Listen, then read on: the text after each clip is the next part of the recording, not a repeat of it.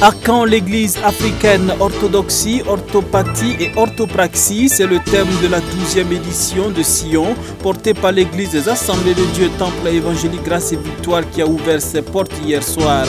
Et c'est le seul titre au menu de cette édition. Dames et messieurs, bonsoir et merci de nous suivre sur la télévision de la famille. Sans transition, nous le disions tantôt, les rideaux de Sion 2025 se sont ouverts hier. Organisés par l'Église des Assemblées de Dieu Temple évangélique Grâce et Victoire, l'édition de cette année se tient sous le thème « À quand l'Afrique? Orthodoxie, orthopathie et orthopraxie ». Au programme, plusieurs activités dont des colloques, des enseignements et prières, également une collecte de ressources en faveur des veuves et orphelins des FDS tombés au front.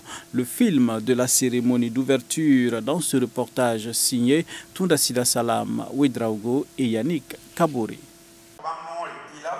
C'est parti pour Sion 2025, le top de départ de ce rendez-vous annuel de l'Église des Assemblées de Dieu Temple évangélique Grâce et Victoire, qui se veut un cadre d'approfondissement spirituel et de témoignage, est donné en cette soirée du 4 mars. L'édition présente se penche sur les défis auxquels est confrontée l'Église en Afrique, à un moment où la chrétienté se déporte dans l'hémisphère sud, d'où le thème « À quand l'Église africaine? Orthodoxie, orthopathie et orthopraxie » selon Romains 8, le verset 19. Les Coréens, par exemple, jouent leur rôle. Les Sud-Africains jouent leur rôle. Mais en Afrique, l'Église encore a des problèmes à trouver sa voie et surtout à impacter la société, laisser sa marque, laisser la marque chrétienne comme elle a fait dans l'histoire. Voilà pourquoi nous avons posé cette question, en fait, qui fait référence à la question de Kizerbo, à quand l'Afrique? Et nous nous disons, à quand l'Église africaine? Donc on peut dire que c'est la saison de l'Église africaine? En tout cas, c'est le désir que l'Église africaine se lève et impacte sa société et change la société. Dans un contexte où l'Église de Jésus-Christ peine à trouver clairement sa voie, il est important de mener des réflexions profondes afin de laisser un héritage honorable aux générations présentes et futures. Ce n'est pas les émotions qui changent le monde, mais ce sont les idées. Nous voulons réfléchir ensemble. Nous voulons, en tout cas, laisser des traces dans l'histoire par des idées développées pour que la génération présente et à venir puisse se référer à quelque chose.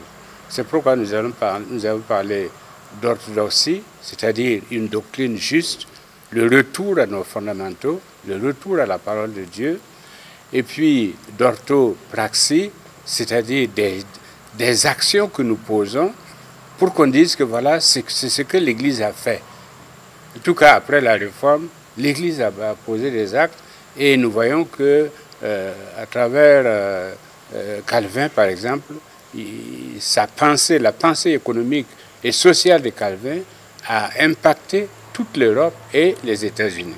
Et l'orthopathie, c'est la conviction. C'est comment nous vivons notre foi. Ça ne doit pas être une foi légère, mais une foi profonde. Le secrétaire général du Longo, présent à cette cérémonie d'ouverture, a salué la noblesse de l'initiative. Je voudrais, comme je l'ai dit à l'intérieur, saluer l'initiative du Temple évangélique Grâce et Victoire, qui amène le corps de Christ à des réflexions théologiques, des réflexions qui permettent à l'Église de se contextualiser. Quand l'Église reste sans tenir compte du contexte dans lequel elle peut ne pas atteindre l'objectif même pour lequel l'Église existe. L'Église est en train de croître dans l'hémisphère sud. On pense que d'ici 2050, plus de la moitié de la chrétienté sera dans l'hémisphère sud et beaucoup plus en Afrique.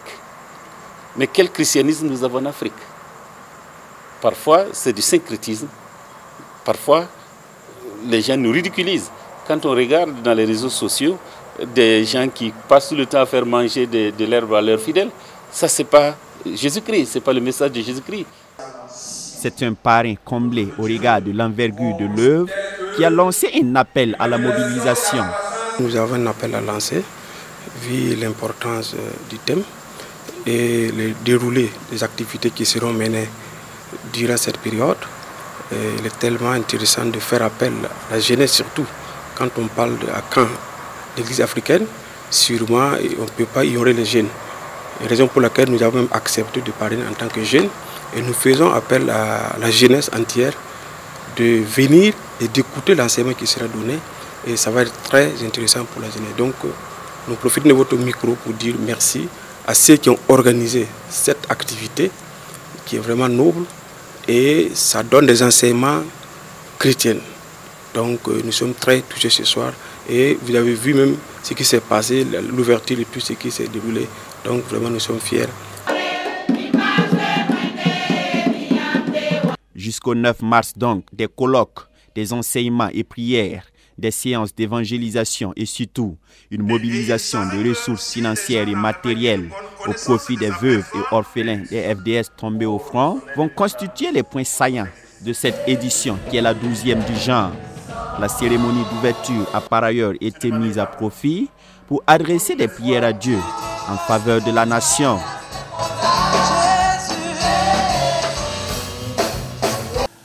Le président du Conseil général des Assemblées de Dieu du Burkina Faso, le docteur Étienne Zongo, a présidé hier matin sur le site du Centre de conférence des Assemblées de Dieu du Burkina Faso la conférence internationale des leaders portée par l'organisation des fellowships internationales tenue l'an passé au Ghana où des serviteurs de Dieu burkinabés n'ont pas marchandé leur présence. Cette conférence se tient cette année à Ouagadougou pour le bonheur des leaders d'église. Ils sont plusieurs centaines à prendre part à ces enseignements.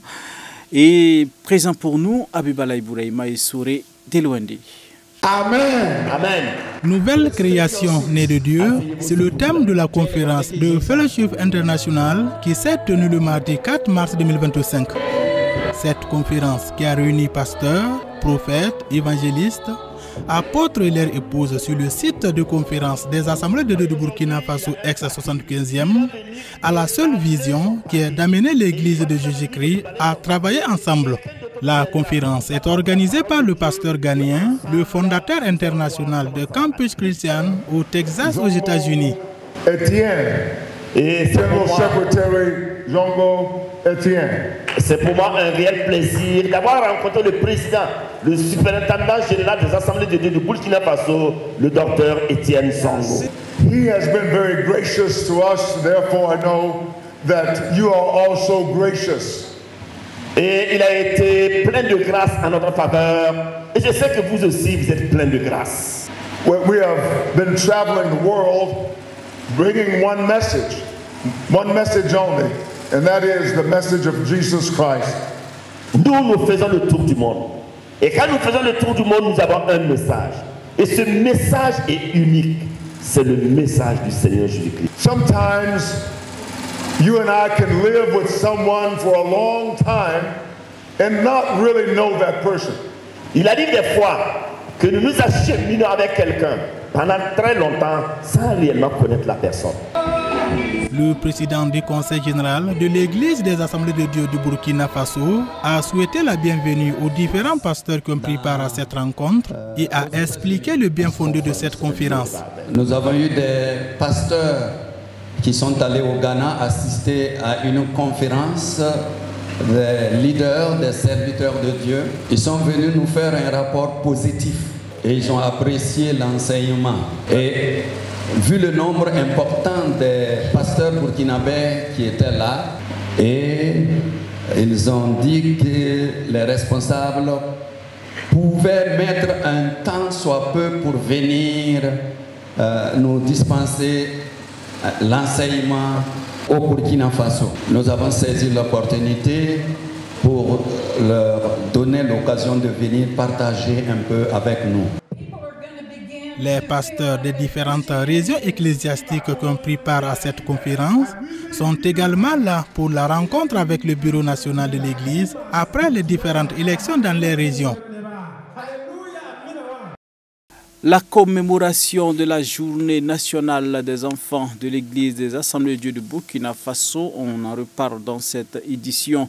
Cette fois-ci, le dénade local de l'Église de Pouedgo a célébré sa journée dimanche dernier, placée sous le thème « Bâtissons l'Église de Jésus-Christ dans nos maisons », tiré de Josué 24, le verset 15. Cette célébration a été animée en chant, danse et pièces théâtrales surtout.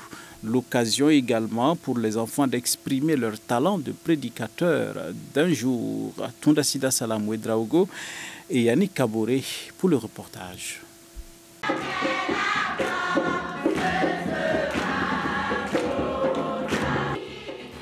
Bâtissons l'Église de Jésus-Christ dans nos maisons.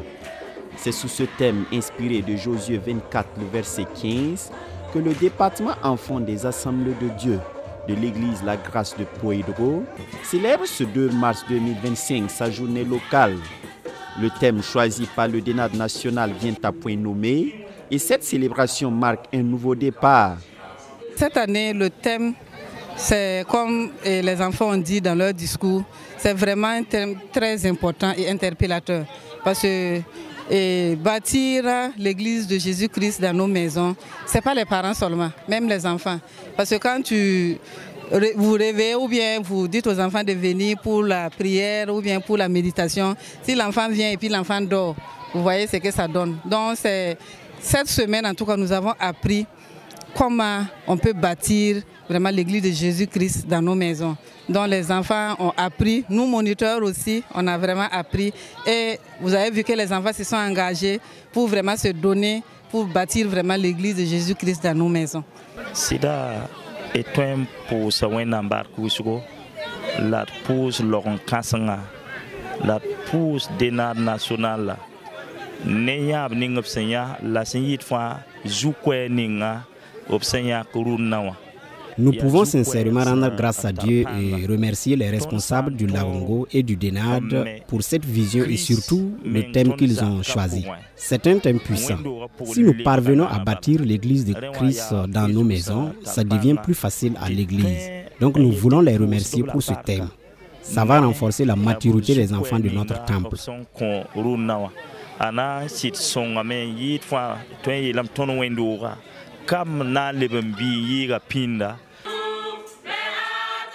Le dénade de cette église située dans le quartier 6 de Ouagadougou œuvre à travers plusieurs initiatives pour l'épanouissement des enfants, des efforts que saluent d'ailleurs les principaux concernés. Nous faisons pas mal d'activités avec les enfants. Donc chaque samedi, nous avons notre répétition avec les enfants. Quand on vient, on les apprend à chanter, à apprendre les ballets si on a des activités. Et puis les dimanches, on sort pour la leçon. Et on fait la leçon biblique les matins. Et puis les 3 dimanches, nous sortons avec les enfants dans les classes. Ici, chaque dernier dimanche, on fait le culte avec les parents à l'église. À l'église ici, nous apprenons beaucoup de choses. Dans les leçons de dimanche, à la leçon du matin, nous apprenons beaucoup de choses à l'église ici. Les pasteurs nous enseignent, nos conseillères, nos grandes-mères, les tantis, les tontons, ainsi que les parents ici. Nous voulons les dire merci beaucoup pour l'encadrement donné et pour le soutien et l'accompagnement. Dieu les bénisse. Les rudiments acquis par les enfants sont bien assimilés. Et comme symbole, c'est un enfant qui se charge de donner la prédication du jour, interpellant notamment les parents à s'impliquer dûment dans l'encadrement des enfants. Le message que j'ai voulu passer au peuple de Dieu est que de retourner dans les familles, nous qui sommes les enfants, nous voyons que ce sont les délinquants sont des enfants. Nous voulons demander seulement aux parents de bien nous éduquer pour que nous puissions être les leaders de demain, soutenir l'Église et relever le flambeau de la foi. C'est cela que j'avais pour dire aux parents aujourd'hui. Ce que j'ai pour les tantis, c'est un message d'encouragement. Je leur dis merci de m'avoir encadré, de m'avoir considéré aussi pour donner le message. Je les remercie beaucoup. Et au Dénard national, je demande à Dieu seulement de les fortifier pour le thème qu'ils ont choisi. C'est un thème vraiment qui impacte beaucoup dans la vie de plusieurs foyers. Que Dieu les bénisse. Le doyen des moniteurs de cette église qui vit aux États-Unis salue lui également les progrès notables du département. Nous pouvons dire que le département enfant de cette église travaille beaucoup avec ce nombre d'enfants impressionnant. Nous avons pu suivre, si on prend l'exemple de celui même qui a donné la prédication, nous voyons que l'enseignement donné par nos moniteurs ne puisse vraiment porter fruit. On constate que le département enfant prend plus d'ampleur dans ses activités. Ce n'était pas autant organisé dans les années 2098-97 quand nous on était dans le ministère ici. Et je félicite vraiment les responsables de la DENAT qui ont toujours vraiment de bonnes initiatives pour améliorer le secteur du département enfant.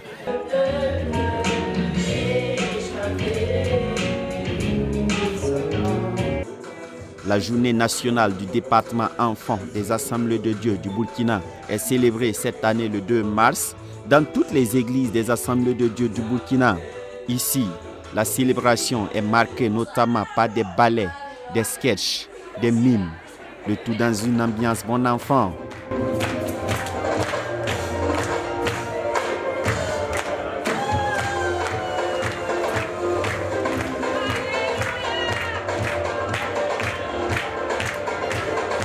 Ça sera tout pour ce soir, dames et messieurs. Merci d'avoir été des nôtres. Prenons rendez-vous. Des informations sur la télévision de la famille Souré et ce journal. Bonsoir chez vous. À demain dimanche.